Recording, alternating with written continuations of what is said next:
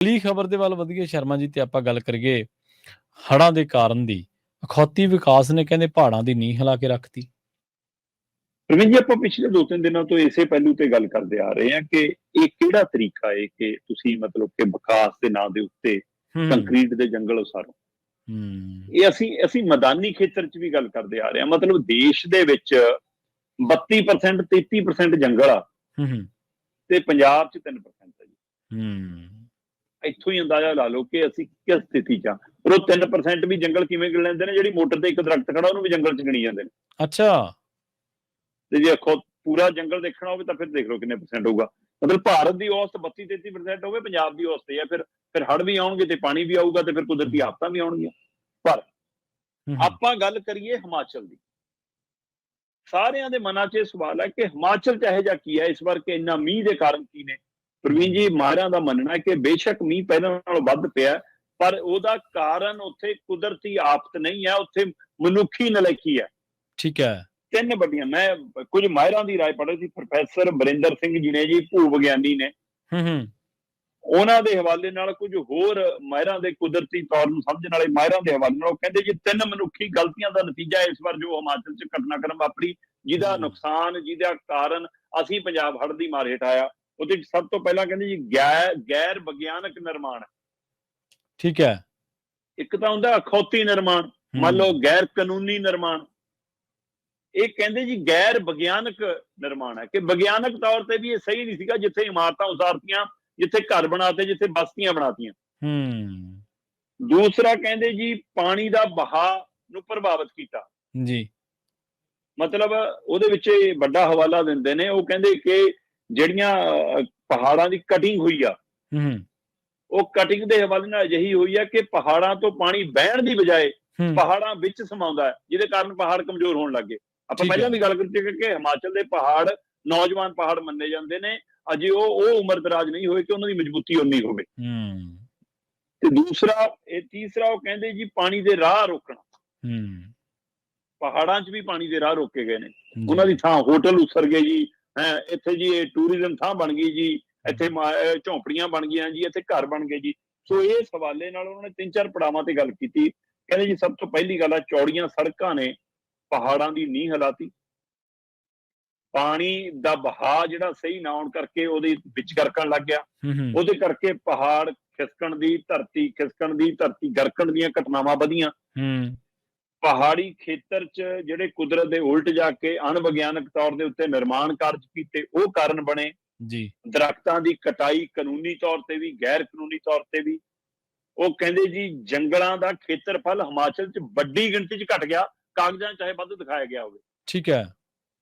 ਤੇ ਹਿਮਾਚਲ 'ਚ ਵੀ ਜੇਕਰ ਕਹਿੰਦੇ ਜੰਗਲਾਂ ਦਾ ਖੇਤਰਫਲ ਘਟੂਗਾ ਪਹਾੜੀ ਖੇਤਰ 'ਚ ਵੀ, ਤਾਂ ਫਿਰ ਪਾਣੀ ਜਿਹੜਾ ਮੀਂਹ ਵਾਲਾ ਹੈ ਉਹ ਫਿਰ ਉਹ ਨਦੀ ਵਾਂਗ ਆਊਗਾ। ਉਹ ਉਵੇਂ ਨਹੀਂ ਆਊਗਾ ਕਿ ਉਹ ਤੁਹਾਨੂੰ ਮਤਲਬ ਕਿ ਆਮ ਲੱਗੇ ਕਿ ਮੀਂਹ ਵਰਿਆ। ਸੋ ਇਸ ਲਈ ਫਿਰ ਕਹਿੰਦੇ ਜੀ ਨਤੀਜਾ ਪਹਾੜਾਂ ਦਾ ਖਿਸਕਣਾ, ਧਰਤੀ ਦਾ ਗਰਕਣਾ, ਲੈਂਡਸਲਾਈਡ, ਇਹਦਾ ਵਧੂਗਾ। ਤੇ ਇਸੇ ਹਵਾਲੇ ਨਾਲ ਦੱਸਿਆ ਕਿ 2020 ਦੇ ਵਿੱਚ 16 ਵਾਰ ਲੈਂਡਸਲਾਈਡ ਹੋਈ ਆ। ਅੱਛਾ। ਤੇ ਹੁਣ ਆ 2023 ਦੇ ਵਿੱਚ ਅਜੇ ਅਗਸਤ ਮਹੀਨੇ ਤੱਕ ਗਏ ਆ, 113 ਵਾਰ ਹੋਈ। ਪਿਛਲੇ ਸਾਲ ਪੂਰੇ ਸਾਲ 'ਚ ਵੀ 117 ਵਾਰ ਹੈ, ਬਹੁਤ ਜ਼ਿਆਦਾ ਹੈ। 20 ਦੇ ਵਿੱਚ ਸਿਰਫ 16 ਵਾਰ, 2020 ਦੇ ਵਿੱਚ, 2022 ਦੇ ਵਿੱਚ 117 ਵਾਰ, ਤੇ 2023 ਦੇ ਵਿੱਚ ਅਗਸਤ ਮਹੀਨੇ ਤੱਕ ਆਉਂਦਿਆਂ ਅਜੇ 8 ਮਹੀਨੇ ਹੋਏ ਨੇ, ਇਹਦੇ ਵਿੱਚ ਵੀ 113 ਵਾਰ। ਇੱਥੋਂ ਹੀ ਅੰਦਾਜ਼ਾ ਲਾ ਲਓ ਇਹਦਾ ਮਤਲਬ ਕੀ ਸਥਿਤੀ ਆ ਜੀ। ਹਿਮਾਚਲ 'ਚ 55 ਦਿਨਾਂ 'ਚ, ਪਿਛਲੇ 55 ਦਿਨਾਂ 'ਚ 113 ਵਾਰ ਲੈਂਡਸਲਾਈਡ ਹੋ ਗਈ। ਜੇ ਆਪਾਂ ਪੂਰੇ ਸਾਲ ਦੇ ਹਵਾਲੇ ਨਾਲ ਗੱਲ ਕਰ ਰਹੇ ਹਾਂ, ਆਪਾਂ ਤਾਂ 8 ਮਹੀਨੇ ਦੇ ਹਵਾਲੇ ਨਾਲ। ਹਾਂਜੀ ਬਿਲਕੁਲ। ਉਹ ਕਹਿੰਦੇ ਪਰ ਆਹ ਸਾਰਾ ਘਟਨਾਕ੍ਰਮ 55 ਦਿਨਾਂ 'ਚ ਵਾਪਰਿਆ। ਹੁਣ ਗਿਣਤੀ ਤੁਸੀਂ ਔਸਤ ਸਾਲ 'ਚ ਗਿਣੋਗੇ। 55 ਦਿਨਾਂ 'ਚ 113 ਵਾਰ ਲੈਂਡਸਲਾਈਡ ਆ ਜਾਵੇ, 5 ਤੋਂ 6 ਵਾਰ ਬੱਦਲ ਫਟ ਜਾਵੇ, ਹੈ ਨਾ। ਤੇ ਇਹ ਕਹਿੰਦੇ ਜੀ ਜਿਹੜੀ ਇੱਥੇ ਦੀ ਮਤਲਬ ਹਿਮਾਚਲ ਸੂਬਾ ਏ, ਇਹਦੇ ਵਿੱਚੋਂ ਜਿਹੜਾ ਪਾਣੀ ਬਹਾਵ ਆਇਆ, ਉਹਦਾ ਨਤੀਜਾ ਕੀ ਹੋਇਆ ਕਿ ਮਤਲਬ ਸਾਡੀ ਦਰਿਆਈ ਜਿਹੜੀ ਮਾਰ ਹੈ ਉਹ ਸਾਰੀ ਗਈ। 675 ਥਾਵਾਂ ਦੇ ਉੱਤੇ 675 ਥਾਵਾਂ ਅਜਿਹੀਆਂ ਨੇ ਜਿੱਥੇ ਕਲੋਨੀਆਂ ਬਸੀਆਂ, ਘਰ ਬਸੇ ਨੇ, ਉੱਥੇ ਲੈਂਡਸਲਾਈਡ ਦਾ ਖਤਰਾ ਖੜਾ। ਠੀਕ ਹੈ। 17,120 ਥਾਵਾਂ ਮਾਰਕ ਕੀਤੀਆਂ ਗਈਆਂ ਨੇ ਮਾਹਿਰਾਂ ਵੱਲੋਂ ਕਿ ਆਹ ਥਾਵਾਂ ਤੇ ਲੈਂਡਸਲਾਈਡ ਦਾ ਖਤਰਾ ਬਣ ਗਿਆ। ਇੰਨਾ ਕਦੇ ਮਾਰਕ ਨਹੀਂ ਹੋਇਆ। ਹਿਮਾਚਲ 'ਚ ਪਹਾੜੀ ਖੇਤਰ 'ਚ ਹਿਮਾਚਲ ਸੂਬੇ 'ਚ 17,120 ਥਾਵਾਂ ਦੇ ਉੱਤੇ ਖਤਰਾ ਮੰਡਰਾਉਂਦਾ, ਜਿਹਦੇ ਵਿੱਚੋਂ 675 ਥਾਵਾਂ ਬਸੀਆਂ ਹੋਈਆਂ ਕਲੋਨੀਆਂ, ਘਰ ਪਿੰਡ ਬਸੇ ਹੋਏ ਨੇ ਪੂਰੇ, ਬਸਤੀਆਂ ਬਸ ਗਈਆਂ, ਉੱਥੇ ਖਤਰਾ ਖੜਾ। ਸੋ ਇਸ ਲਈ ਭੂ ਵਿਗਿਆਨੀ ਕਹਿੰਦੇ ਜੀ ਬੇਲੋੜੀਆਂ ਸੜਕਾਂ, ਚੌੜੀਆਂ ਸੜਕਾਂ, ਠੀਕ ਹੈ, ਫਿਰ ਸੁਰੰਗਾਂ, ਜਿਹਨੂੰ ਟਨਲ ਕਹਿੰਦੇ ਨੇ। ਇਸ ਮੌਕੇ ਵੀ 27 ਟਨਲ ਤੇ ਕੰਮ ਚੱਲ ਰਿਹਾ। ਸੜਕਾਂ ਬਣਾਉਣ ਲਈ, ਸੁਰੰਗਾਂ ਖੋਦਣ ਲਈ, ਚੌੜੀਆਂ ਕਰਨ ਦੇ ਲਈ ਬੰਬਾਰੀ ਕੀਤੀ ਜਾਂਦੀ ਹੈ। ਕਹਿੰਦੇ ਬੰਬਾਰੀ ਦੇ ਨਾਲ ਜਿਹੜਾ ਪਹਾੜ ਹਟਾਇਆ ਜਾਂਦਾ ਉਹ ਤਾਂ ਹਟ ਜਾਂਦਾ, ਪਰ ਉਹਦੇ ਆਲੇ ਦੁਆਲੇ ਦੇ ਪਹਾੜ ਦੀਆਂ ਜੜ੍ਹਾਂ ਵੀ ਹਿੱਲ ਜਾਂਦੀਆਂ। ਤੇ ਸਭ ਤੋਂ ਬੜਾ ਪਹਿਲੂ, ਮਤਲਬ ਬੰਦੇ ਦੀ ਜੇ ਸਾਹ ਨਾਲ ਉਹ ਨਹੀਂ ਆਉਂਦਾ ਪ੍ਰਵੀਨ ਜੀ, ਅੱਜ ਕੱਲ ਡੋਰ ਆਉਂਦੀ ਹੈ ਚਾਈਨੀਜ਼ ਡੋਰ, ਉਹ ਕਹਿੰਦੇ ਬੰਦੇ ਦੀ ਸਾਹ ਨਾਲ ਹੀ ਵੱਢ ਦਿੰਦੀ ਆ, ਜਦੋਂ ਗਲੇ ਤੇ ਵਾਰ ਕਰਦੀ ਆ ਤੇ ਬਚਣਾ ਔਖਾ ਹੋ ਜਾਂਦਾ। ਜਦੋਂ ਸੜਕਾਂ ਬਣਾਉਣ ਦੇ ਲਈ ਹਿਮਾਚਲ 'ਚ ਪਹਾੜਾਂ ਦੀ ਕਟਾਈ ਹੋਈ, ਉਹ ਇਸ ਤਰ੍ਹਾਂ ਤਿਰਛੀ ਤੌਰ ਤੇ ਕੱਟਦੇ ਆਏ, ਵਰਟੀਕਲ ਜਾਂ ਉਹਨੂੰ ਸਿੱਧੇ ਰੂਪ 'ਚ ਕੱਟਦੇ ਆਏ। ਕਹਿੰਦੇ ਜੀ ਇਹਦੀਆਂ ਨੀਹਾਂ ਦੀਆਂ ਨਸਾਂ ਕੱਟੀਆਂ ਗਈਆਂ ਪਹਾੜਾਂ ਦੀਆਂ। ਤੇ ਜਦੋਂ ਪਹਾੜ ਦੀ ਨੀਂਹ ਤੱਕ ਤੁਸੀਂ ਕੱਟਤੀ ਤਾਂ ਉਹ ਖੜੂਗਾ ਕਿਹਦੇ ਸਿਰ ਤੇ? ਖੜੂਗਾ ਕਿਹਦੇ ਸਿਰ ਤੇ? ਫਿਰ ਗਰਕੂਗਾ ਹੀ, ਫਿਰ ਧਰਤੀ ਖਿਸਕੂਗੀ। ਸੋ ਇਹ ਸਾਰੇ ਨਤੀਜੇ ਮੰਨੇ ਜਾ ਰਹੇ ਨੇ, ਜਿਹਦਾ ਨਤੀਜਾ ਕਿ ਉੱਥੇ ਮੀਂਹ ਫਿਰ ਜਿਹੜਾ ਵਰਦਾ ਹੈ ਉਹ ਪਾਣੀ ਬਹਿ ਕੇ ਨਹੀਂ ਆਉਂਦਾ, ਜਾਂ ਪਹਾੜਾਂ ਦੇ ਵਿੱਚ ਗਰਕ ਜਾਂਦਾ ਹੈ, ਜਾਂ ਸਿੱਧਾ ਇੱਕ ਨਦੀ ਵਾਂਗ ਬਹਿ ਕੇ ਆਉਂਦਾ ਹੈ, ਤੇ ਜਿਹਦੇ ਕਾਰਨ ਫਿਰ ਸਾਰੇ ਡੈਮ ਭਰਦੇ ਨੇ। ਭਾਖੜਾ ਡੈਮ ਤੋਂ ਲੰਘੇ ਇੱਕ ਦਿਨ ਪਹਿਲਾਂ 78,000 ਕਿਊਸੈਕ ਪਾਣੀ ਛੱਡਿਆ ਗਿਆ।